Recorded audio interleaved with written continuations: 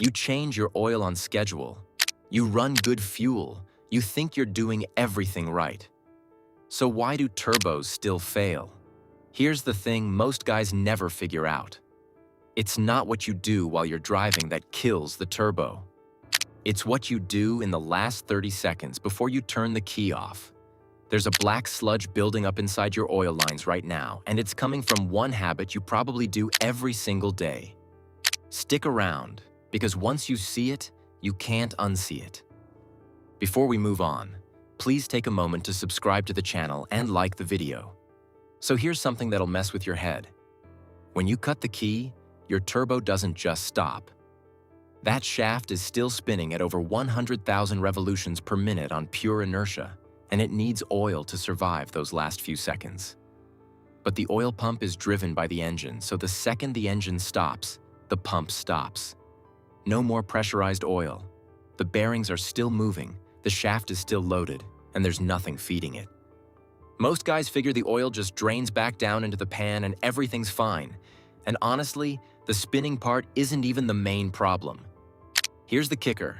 That exhaust housing sitting right next to your turbo's center section is still holding massive heat. We're talking above 1,000 degrees in a lot of cases, and even higher after hard use. That heat doesn't go anywhere fast. It just soaks inward, right into the center housing, right into the oil feed line that's sitting there full of whatever oil didn't drain out yet. And that's where the real damage starts. The oil doesn't drain out clean. It sits in that feed line and it cooks. The heat breaks it down, oxidizes it, and it turns into this thick, sticky black coating that sticks to the inside of the line. Mechanics actually have a word for it: coking. It's carbonized oil, basically baked onto the metal. And every single hot shutdown adds another layer on top of the last one. Think about it like this. You leave a cast iron pan on a hot burner with just a thin coat of oil and you walk away. You don't come back to a slick surface. You come back to black carbon baked into the metal. That's exactly what's happening inside your turbo oil feed line, except it's happening over and over every time you park after a hard drive without letting things cool down first. Now, synthetic oil does handle heat better than conventional. That part is well documented. But even synthetics have limits when you're running repeated heat soak cycles with zero cooldown time between them. The chemistry only holds up to a point, and a hot shutdown habit will push past that point no matter what oil you're running. Here's where it gets worse. That buildup doesn't just sit there. It narrows the inside of the oil passage. So the next time you cold start that engine in the morning, your turbo spools up fast and it needs full oil flow immediately. And it's trying to pull that oil through a line that's partially choked with carbon deposits. That's not a small deal. Oil starvation at startup is one of the hardest things for a turbo bearing to survive. You won't believe how many turbos get pulled off engines where the owner did everything right on paper. Regular oil changes, clean filter, good oil. And the mechanic cracks open the feed line and it's choked. That's the whole story right there. The turbo didn't fail because of the miles. It failed because of hundreds of hot shutdowns that slowly built up that restriction, one layer at a time, until the bearings finally didn't get enough oil at the wrong moment. The hot shutdown habit is what builds the sludge. Not the driving itself, just those last 30 seconds in the parking lot. So now the question is how long you actually need to idle, and whether you can idle too long, because it turns out that's a real thing too. Here's the part nobody tells you. Idling too long actually causes its own problems, but idling too little is what kills the bearings. So where's the actual line? The cool-down window is real, but it's not a fixed number. 30 seconds after a normal highway cruise is probably fine. But 3 minutes after towing a trailer up a mountain pass? You're not even close to safe yet. The heat your turbo is carrying after that kind of work is completely different from a casual drive across town. And treating both situations the same is where people get into trouble. Most guys go one of two ways. They either shut off immediately every single time without thinking about it, or they idle for 5 minutes every single time no matter what they were doing. And did you know that second habit can actually hurt you on a diesel with a VGT turbo? Excessive idling lets soot build up on the variable vanes because the exhaust temps are too low to keep them clean. So you're trying to protect the turbo and accidentally gumming up the vanes at the same time.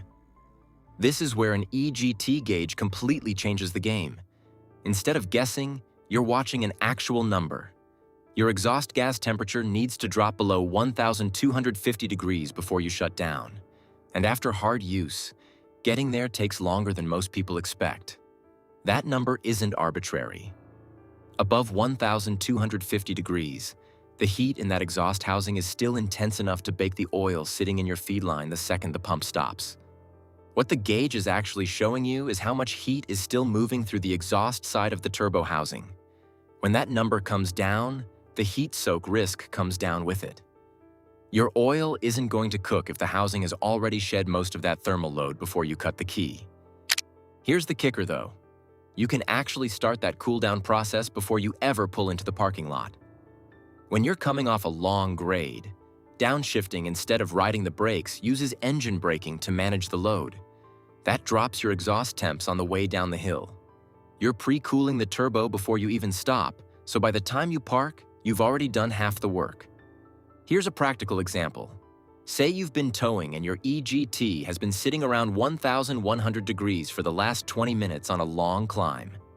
You pull into a rest stop and shut off right away. That heat has nowhere to go. It soaks straight into the center housing and cooks whatever oil is left in there. But if you downshifted coming down the other side and let it idle for 2 minutes, your EGT might already be sitting at 600 degrees by the time you park. That's a completely different situation for your bearings and your oil lines. The actual idle time you need scales directly with how hard you were running. An EGT gauge gives you a real number to work with instead of just picking a random amount of time and hoping for the best. Get below 1,250 degrees before you shut down and you're protecting those bearings every single time you park. You won't believe how much of a difference this makes on VGT turbos specifically, because those variable vanes sit right in the exhaust stream and they're the first thing to show the damage when heat management goes wrong.